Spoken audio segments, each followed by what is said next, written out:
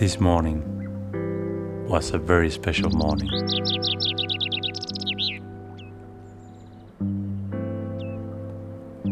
A summer morning so fresh and pristine that a fisherman experiences maybe only 3 of them in his entire lifetime.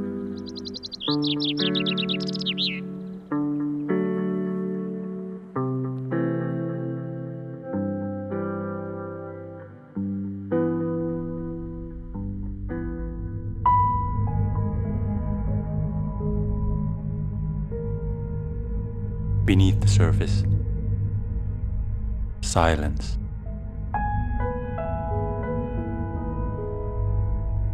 And big Arctic char are enjoying a breakfast.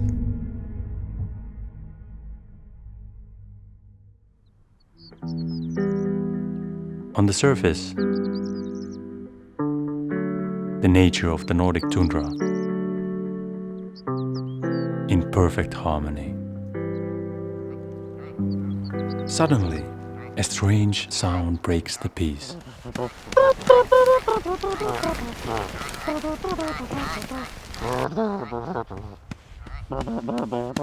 you're the trumpet, I can be the trombone. I'll trumpet, you trombone, right? Yeah. Horse.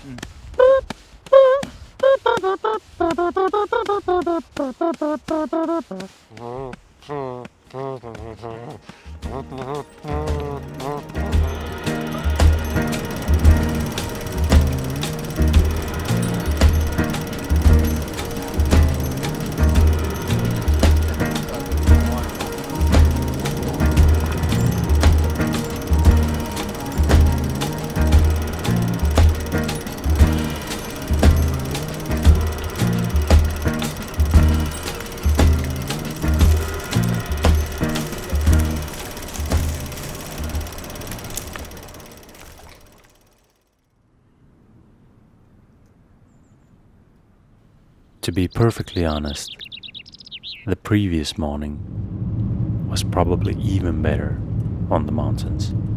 We have the best conditions at the moment. But as usual, we were late. Jonna didn't make it. There was a bomb threat at Landvetter airport. So no hiking, but beer. We lost a full day waiting for Jona. And maybe this morning was all we would get.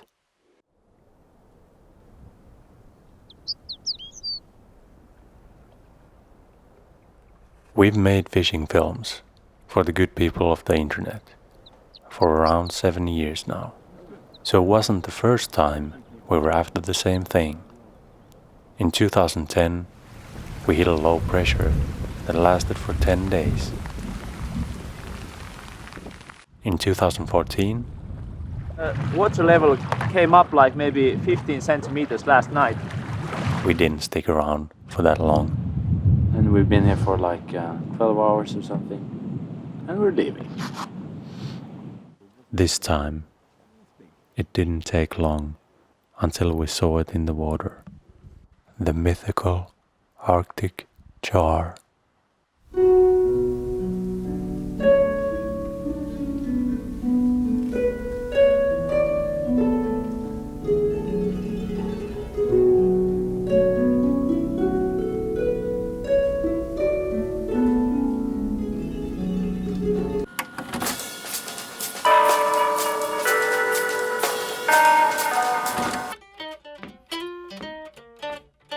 Fishing for big Arctic char is always really tricky. The thing is, there's just too much stuff that can and will go wrong. There's too many variables. First you have to have the right place, you have to have the right biotope, the right geology, the right elevation, the right stuff for the fish to eat so it can grow really big. And the place has to be really remote too, so nobody else is fishing there. And then you have to figure out the right time, and that's even harder. You know, the seasons are a mess in the mountains. The perfect week on a given year could be way too early the next year, and there could be ice on the lakes. And the weather needs to be just right too. The problem is, since we're talking way above the tree line here, the weather is usually constant mayhem. What you need in terms of the weather for the big ones is a low pressure slowly turning into a high pressure. You need absolutely no wind, that's crucial. It also helps if the water is cold and oxygen rich, so it's just warming up ever so slowly. So the shallows are warmer than the lake, so they will come into the shallows, and so they enjoy going into the shallows to feed. And there's probably any number of other factors too that nobody will ever figure out. So there's a lot of stuff to get right. It's a lot of work. It's mostly futile, but it's also endlessly magical when you finally get it right. So it's more or less like playing jazz music.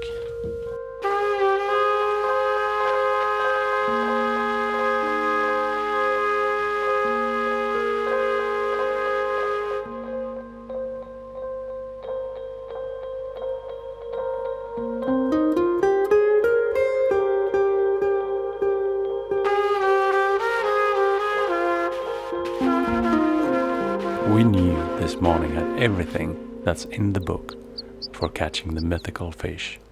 But for my brother Jona, things had gotten much more personal with the Arctic char.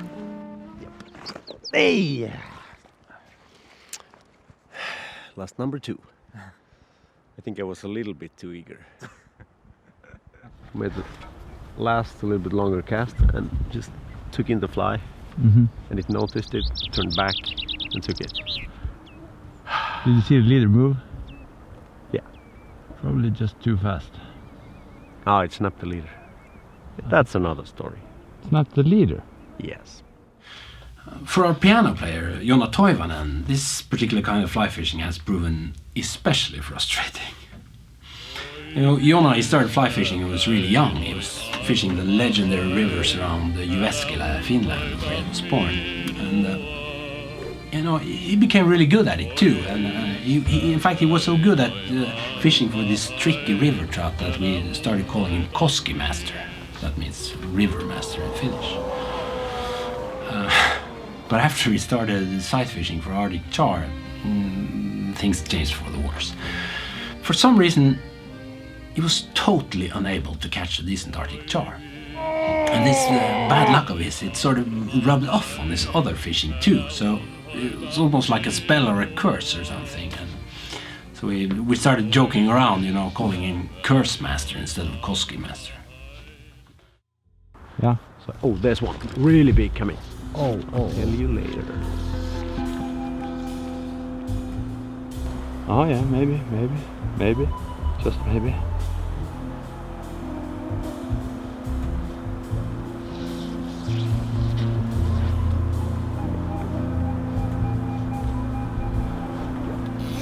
Yeah, that's game over. That was close. That was close. I'm shaking. Much better. He is the Curse Master. He went from the Koski Master to the Curse Master. Yeah. That must have been the previous time we were here 4 years ago. Yeah. When he caught the 100 gram. Yes, and that's sort of where the tide turned for him. Yeah. It just ruined him. Yeah. Is it dark char? The thing about this sight fishing for Arctic char is that it's so goddamn marginal. Even when all the stars and planets line up and you actually get the morning like that, you'll still maybe get just a couple of half chances to present the fly to a big Arctic char. I did not. Refusal. I don't know if it even was a refusal. The fish will suddenly materialize where you least expect it. You're feeding on this tiny freshwater shrimp usually. And the cast has to be fast and perfect. You have to get the tiny fly, almost weightless fly, smack on the nose of the fish at the exact right moment. If you cast too close to the fish, you'll spook it. And if you cast too far ahead, it will usually just stray somewhere else and never see the fly. Now if the fly does get close to the fish before it swims out of range, then you sort of twitch it just a little bit, just ever so slightly. And then maybe, just maybe, you get some kind of reaction. And it's usually a refusal, of course. But every once in a while, the fish actually takes the fly. And then you need to be watching the leader instead of the monster fish attacking your fly.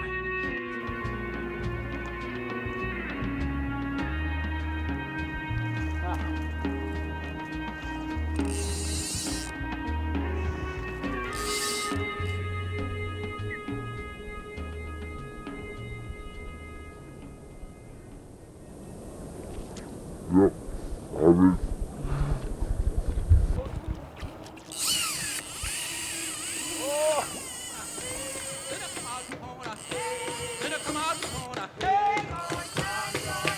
what you're gonna do. Tell me what you're gonna do. Tell me what you're gonna do. Hey, you running sinner. Hey, you running sinner. Hey, you running sinner. Sinner run to the rock. Sinner run to the rock. Sinner run to the rock. I mean, this is just insane. I have 90 meters of backing, 30 meters of shooting line, cast was 10 meters, and the reel was very, very close to empty. There was like 5 meters left. Man, it's a heavy fish. Okay, that's pretty close, yeah.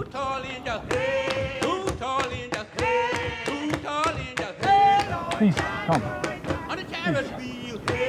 Please. Come.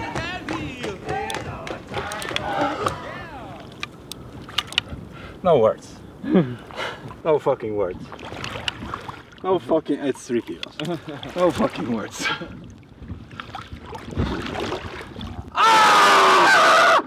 9 maybe?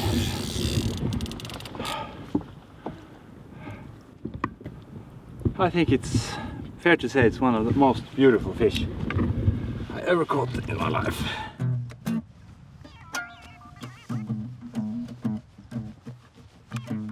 We've dragged you around to some of the best Arctic chart places in the world. That is a fact. Yes, you agree? Yes, affirmative. And your personal record is...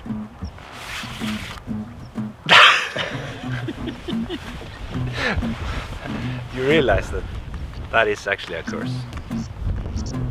But why? That I do not know, but there has to be some sort of curse. I mean, you're a very skilled fly fisherman. You know everything there is to know about fly fishing. And still, yeah, that must be a curse. Some sort of curse. What can you do? It's sacrifice, I guess. I have nothing else. Yeah. I can tell you that. Can we sacrifice Fredrik? Again? Again? He's sleeping almost. It's very easy to sacrifice right now at the moment. With the martini. And just like gently slit his throat. Can you bring me the net? It's behind me. Okay, now bring. So I came there and I was just thinking that I think I've, probably disturbed the place.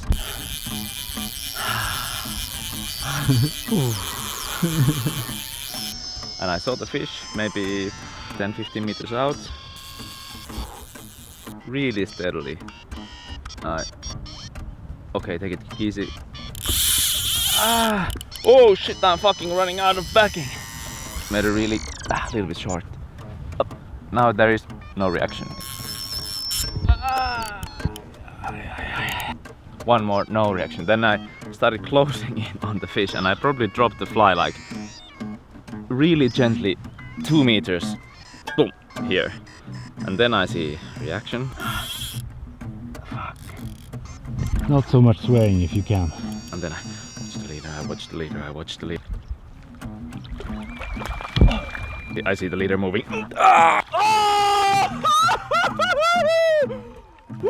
Oh.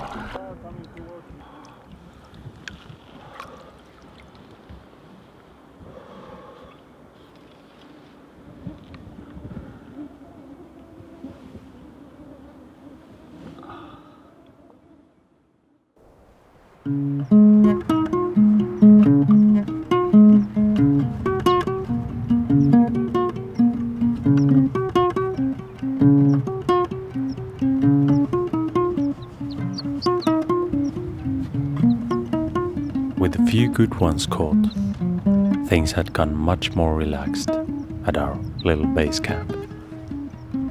Even Joona was smiling And now he was playing along with the Curse Master jokes. This has nothing to do with the Charles situation at all. Nothing. See, it's going for the reindeer camouflage. But as we all know, the funniest joke of all is the truth itself. And it was this truth that Jona had now begun to believe in.